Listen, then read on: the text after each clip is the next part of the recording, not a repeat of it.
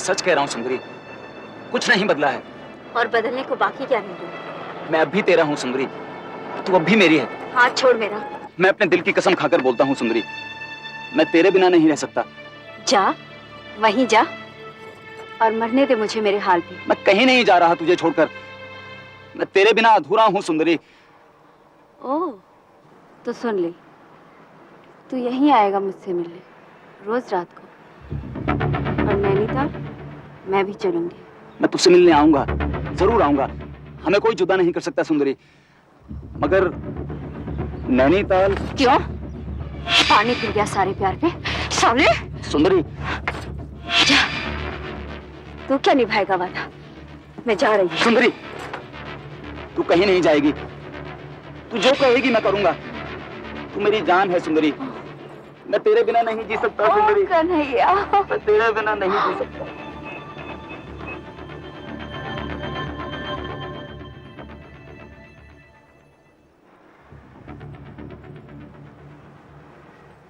सुंदरी कन्हैया के मकान में किराएदार थी, वो और उसकी माँ। मकान की छत सुंदरी और कन्हैया का रोजाना का मिलन स्थल थी, मगर वो रात और रातों से थोड़ी अलग थी। तू आज भी नहीं माना? अब जाने दो ना जी, कल बात कर लेना। अरे कल कल करते करते बात यहाँ तक आन पहुंची है। धीरे बोलो ना, सारे मोहल्ले को जगाना है क्या? क्यों बाप बेटा थू थू करवाने पर तो ले, कल बात कर लेना। अरे कन्हैया तुम जाओ ना अपने कमरे में।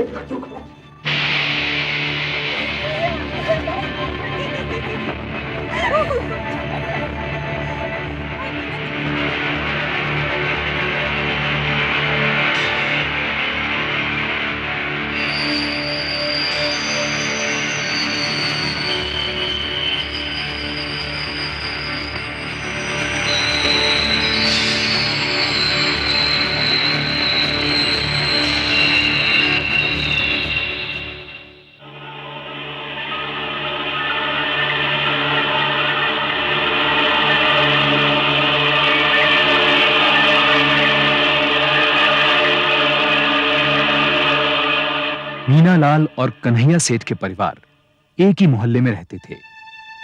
लाल साहब ने शादी में 2.5 लाख रुपए बतौर दहेज दिया था, लेकिन नकद नहीं। मीना ने कन्हैया की उसके प्रति बेरुखी का यही कारण समझा। एक ही मोहल्ले में रहने के बावजूद लाल परिवार को कन्हैया और सुंदरी के बारे में कुछ पता नहीं था।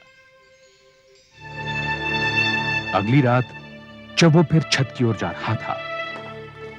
कहाँ जा रहा है? आपको मालूम तो है। जा अपने कमरे में बहू के पास। बहू है वो आपकी। और तेरी है वो जो छत पर तेरा इंतजार कर रही है। साली न जात की न रूप रंग की। अरे उसे तो मैं अभी घर से बाहर निकालता हूं। निकाल के देखो जरा। अरे कन्हैया तेरा तो दिमाग खराब हो गया है। मालूम भी है कितना दिया उन्होंने, कितना? शादी भी मैंने उसी के लिए की है। अरे इतनी पढ़ी लिखी बीवी तुझे मिलेगी तूने सपने में भी नहीं सोचा होगा। और कितना मुनाफा होने वाला कारोबार में तुझे। कारोबार मैं चला रहा हूं, घर मैं संभाल रहा हूं, सारे कर्ज मैं उतारे हैं। अगर मेरी जिंदगी में किसी ने टांग अड़ाई ना तो क्या?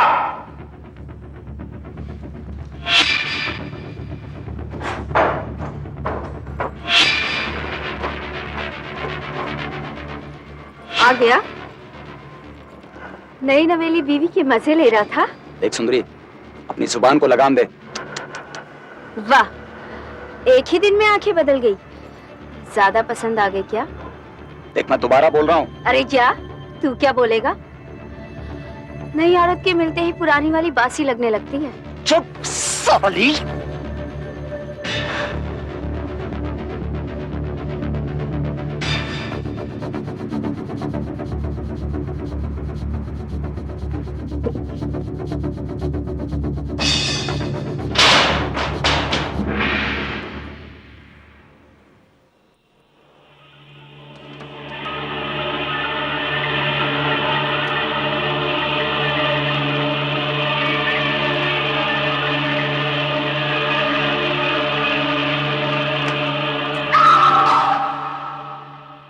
मीना 2 दिन बाद ससुराल से आई।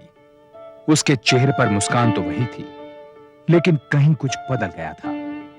वो मां से बातें करते करते चुप हो जाती थी। छोटी बहन के साथ खिलखिलाते हुए अचानक कहीं खो जाती, और कोशिश करती कि वो अपने पिता के सामने कम से कम पड़े, जिनकी वो सबसे ज्यादा लाडली थी। मीना, मीना, क्या हुआ बेटे? सच सच बता, क्या बात है बेटे? मैं गुम खड़ी थी, वो सामने पतंग है ना, उसको देख रही थी। वो एकदम आप आ गए, इससे चौंक गई। नीरू आ गई कॉलेज से? अरे नीरू आएगी तो सबसे पहले सीधा यहीं आएगी ना। शादी के एल्बम में सब लोग पूछ रहे थे कि ये लड़की कौन है, बड़ी सुंदर है, शादी हो गई या नहीं? मैंने कहा ना तो हुई है और ना ही करने का इरादा है। अभी तो वो पढ़ेगी, डॉक्टर बनेगी, और फिर। मीना, तुम मुझसे कुछ छुपा रही हो बेटे। कुछ नहीं पापा।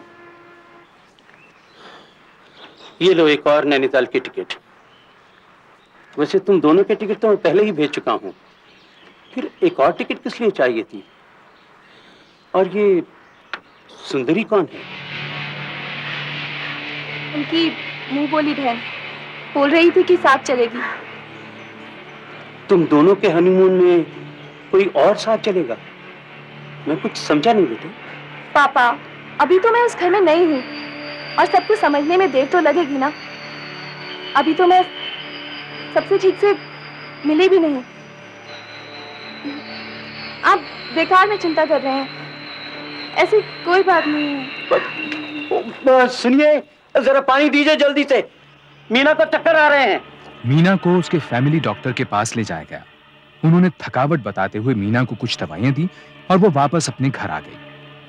अगले दिन जब वो वापस ससुराल पहुंची तो कन्हैया दुकान पर था, सुंदरी ऑफिस गई हुई थी। मीना ने खामोशी से वो एयर टिकट अपने ससुर को दे दिया।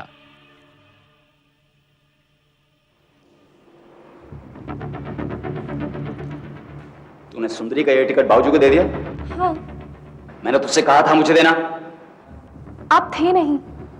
रात तक इंतजार नहीं कर सकती थी? मैं समझ नहीं पा रही हूँ, आपको दिया उनको दिया, क्या फर्क पड़ता है? फर्क? ठहर, तुझे अभी फर्क समझा देता हूँ। सुंदरी, क्या बात है? इसको जानती है? शादी में देखा था। ये सुंदरी है और हम दोनों एक दूसरे से प्यार करते हैं।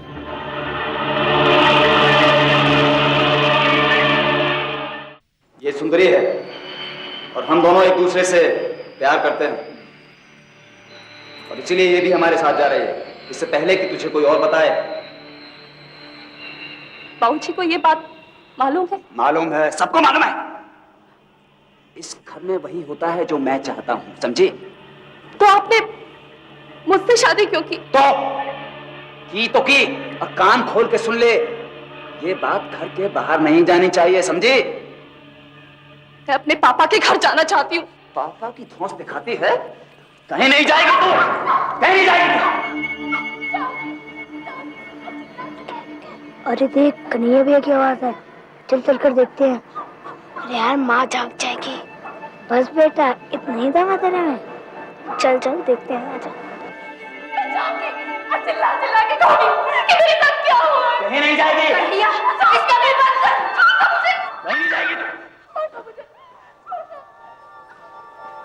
सुनती हो? अरे सुनती हो? मुझे तो एक भैया की आवाज लग रही है। अरे अब आप तो सो जाइए ना। मियाँ बीबी आपस में नहीं लड़ेंगे तो क्या गैरों से लड़ेंगे? ना जाने किस मनूस घड़ी में पैदा हुआ था ये सत्यानाशी। दुखी हो गया मुझसे। मैं जाऊंगी जाऊंगी जाऊंगी।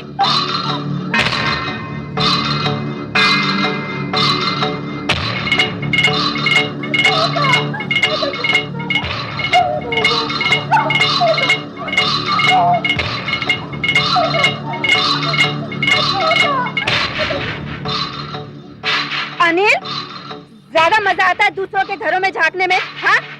चलो वापस आओ। क्या हो रहा था वहाँ? कुछ नहीं।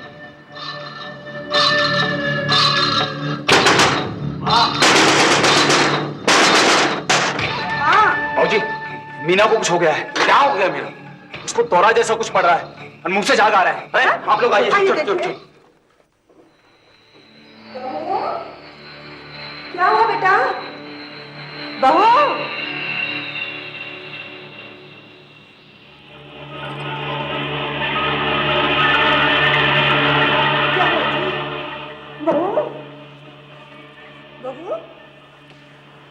क्या हुआ? अरे मैं कह रहा था संभल जा संभल जा संभल जा। बुढ़ापे में मुंह काला करना था तो कर दिया। देख अरे क्या कर रहे हो जी? पहले डॉक्टर को तो बुलाओ। डॉक्टर ने कुछ नहीं करना है। देख तूने क्या कर डाला। देख मैंने क्या किया है? मैं तो करीब 12 बजे छत पर चला गया था सोने के लिए। करीब 5 बजे आंख खुली तो मच्छर काट रहे थे। मैं नीचे आया, मीना ऐसे ही सजी हुई थी, उसको दौरे पड़ रहे थे। मैं घबराकर आप लोगों को बुलाने चला आया। सेठ ने दुनिया देखी हुई थी। बात बिगड़ने के डर से उन्होंने सबसे पहले अपने वकील को बुलवाया। उसके बाद लाल साहब के घर खबर दी गई।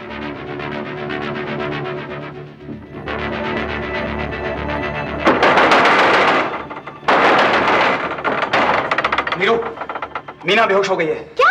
हाँ, यही बताने के लिए मैं यहाँ आया हूँ। मम्मी पापा जल्दी आइए, दीदी को कुछ हो गया है। मीना बेहोश हो गई है। मैं यही बताने के लिए आया हूँ। आप लोग जल्दी चलिए आइए। अरे आइए। मैं भी आ रही। डैडी प्लीज जल्दी से डॉक्टर को बुलाइए। क्या हो गया? मेरी बच्ची को देखो जाके। तुम चलो, मैं बाद में आता हूँ। उठा नहीं जा रहा।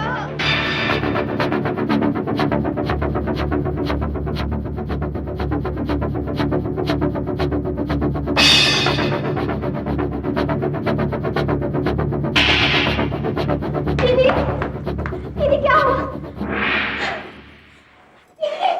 जल्दी करिए ना, अस्पताल ले जाना होगा। अरे अस्पताल का है? हमें तो लगा इससे कोई दौरा वोरा पड़ा है और क्या है। अरे आपको दिख नहीं रहा है कि क्या हालत हो रही है? दीदी, पापा,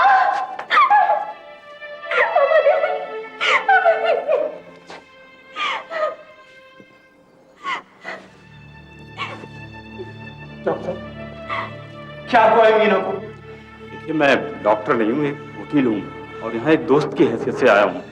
सेठ साहब, आपने अभी तक डॉक्टर तक नहीं बुलाया? मीना मर चुकी थी।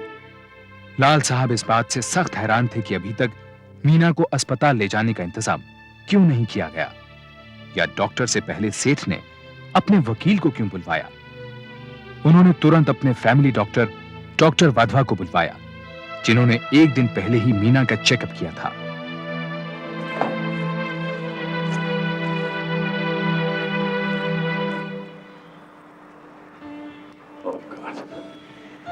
साल हो गए, लेकिन इस बच्ची की मौत सुबह 5 बजने के कम से कम 2-3 घंटे पहले हो चुकी है। देखिए हम सच बोल रहे हैं साहब।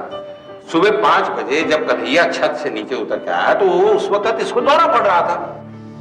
वो तो खैर पोस्टमार्टम की रिपोर्ट के बाद मालूम हो जाएगा। लाल साहब, आप पुलिस को बुलाएं। पुलिस? देखिए डॉक्टर, देखिए ये हमारी घर की इज्जत का सवाल है। पुलिस की क्या जरूरत है? मेरी साली दीदी के साथ कुछ गड़बड़ हुई है ना, तो देख लेना आप सब। आप जाइए, पुलिस को बुलाइए।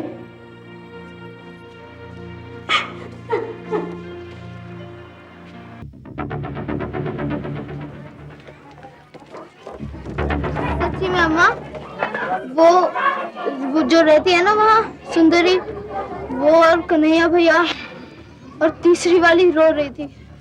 तुम दोनों गए क्यों थे वहाँ? मरने के लिए? हाँ? अगर अब घर से बाहर कदम निकाला तो टांग तोड़ दूंगी, समझे? इंस्पेक्टर, मेरी बेटी अचानक कैसे मर सकती है? वो बीमार नहीं थी और कल तक तो बिल्कुल ठीक ठाक थी। आप कहना क्या चाह रहे हैं मिस्टर लाल? मैं कुछ कहना नहीं चाहता, लेकिन मुझे लगता है इस मामले में कुछ गड़बड़ जरूर है। देखिए लाल साहब, मेरा एक्सपीरियंस ये कहता है गड़बड़ की सिर्फ 3 वजह हो सकती हैं, जर, चोरू या जमीन। यहाँ पर ऐसी कोई बात है क्या? ऐसी कोई बात नहीं है, लेकिन मैंने मीना के गले पे खरोचों के निशान देखे। अरे सेठ साहब,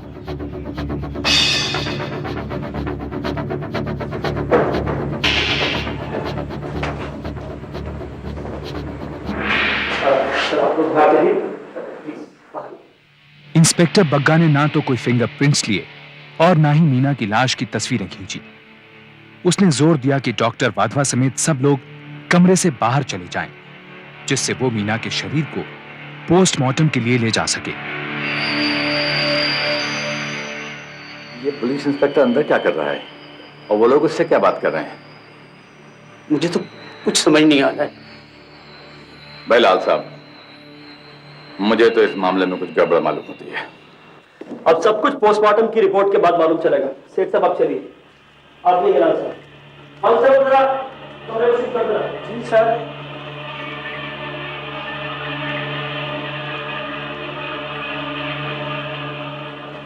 पोस्टमार्टम डॉक्टर रावत ने इस बात पर जोर दिया कि पोस्टमार्टम के पहले वो मीना की मौत वाली जगह देखना चाहेंगे, और वो भी अकेले इंस्पेक्टर के साथ। डॉक्टर वाधवा, डॉक्टर लाल और नीरू ये सुनकर हैरान हो गए, क्योंकि एक डॉक्टर का मौका वारदात को देखने पर जोर देना बहुत ही अजीब बात थी, और इसे पोस्टमार्टम के और आगे खिसकने का अंदेशा था, जबकि मीना के मौत के सिम्टम्स अभी ताजा थे।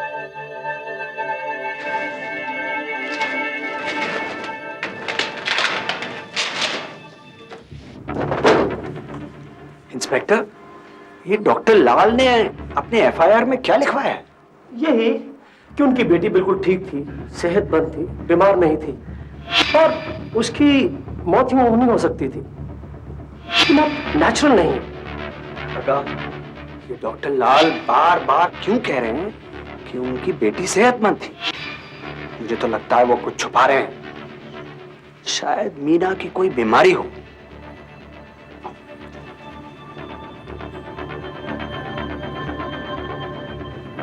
जब तक डॉक्टर रावत वापस आए और उन्होंने पोस्टमार्टम किया, तब तक शाम के 5 बज चुके थे, यानी मीना के मौत के करीब 12 घंटे बाद। और मौत के 12 घंटे बाद यह पता लगाना नामुमकिन था कि मीना की गर्दन पर खरोंचों के निशान मौत से पहले के थे या बाद के। मैंने सारी संभावनाएं देख ली, उसका पेट बिल्कुल खाली है। ये एक नेचुरल डेथ है। वो अचानक दिल के दौरे से मरी है। इसे मेडिकल लैंग्वेज में सिंकोपी कहते हैं। मनमंतर अष्टाविंशति तमे जुगे कलिजुगे कलि प्रथम चरणे। इस नई दुल्हन की रहस्य भरी यकायक मौत ने शहर में सनसनी फैला दी। सारे न्यूज़पेपर्स की हेडलाइंस में इसका जिक्र किया गया। कोई भी इस बात को हजम नहीं कर पा रहा था, और सब कुछ इतना जल्दी हुआ था कि लाल साहब को कुछ भी करने का वक्त ही नहीं मिल पाया। मगर इसके साथ ही सेठ परिवार और सुंदरी से संबंधित अफवाहें भी धीरे धीरे मुंह खोलकर बाहर आने लगी थी, और लाल परिवार के कानों में भी पड़ने लगी। असौ चाहते अद्य स्वर्गादि प्राप्त लोक प्राप्ति कामना अग्निदाह प्रतिज्ञा हम करी से इनके पति को आग देने के लिए बुलाइए। जाओ, मेरी बहन को तुम आग नहीं लगाओगे, नहीं दोगे तुम मेरी बहन को आग। पापा, वो ठीक कहती है, तुम मीना को आग नहीं दोगे, और अगर ऊपर ईश्वर है तो तुम भी नहीं बचोगे।